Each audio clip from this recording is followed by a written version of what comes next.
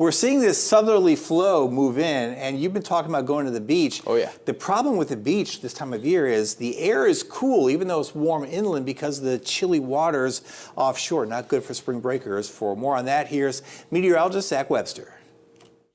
Warmer air continues to move its way into the region as we head through the rest of this week, but despite that, there'll still be some locations that still stay a little on the cooler side of things, and that's right down along the Gulf Coast. There's a look at where temperatures could wind up later tomorrow afternoon. You go from the middle and upper 60s out along the Gulf Coast to the middle and upper 70s, just a bit farther inland out across the Florida Panhandle, and we'll see a similar pattern throughout the day on Friday. Again, temperatures in the middle to upper 60s out along the Gulf Coast, middle 70s a little bit farther inland, and those cooler Gulf waters may have a little bit of something to do with those colder temperatures, but there's other components that go into this as well. The first of those is specific heat. That's the amount of heat energy required to warm the temperature of an object up by a degree. The higher an object's specific heat value is, the more heat energy is required to warm it up by that 1 degree. The specific heat of the ground is lower than the specific heat of water. That means the ground warms up faster than the water. That's why in most cases, coastal locations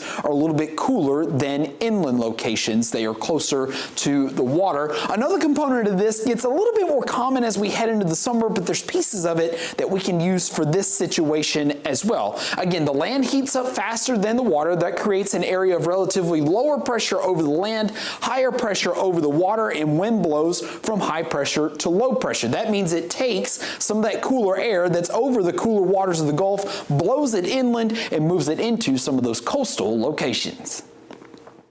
And then it kind of flips in the fall. It's warmer near the coast than it is inland because the water is really, really warm. If you've been offshore fishing before in, say, really July, August, September, it can be upper 80s out there, the water temps. And, but right now it's so cold. No, exactly. So my family and I, we were in the right for when we got a condo the week of Christmas, because everywhere else is colder. So, right. Yeah, we were taking advantage of that. We just did not get in the water at all. It is chilly. That water will be chilly for a while.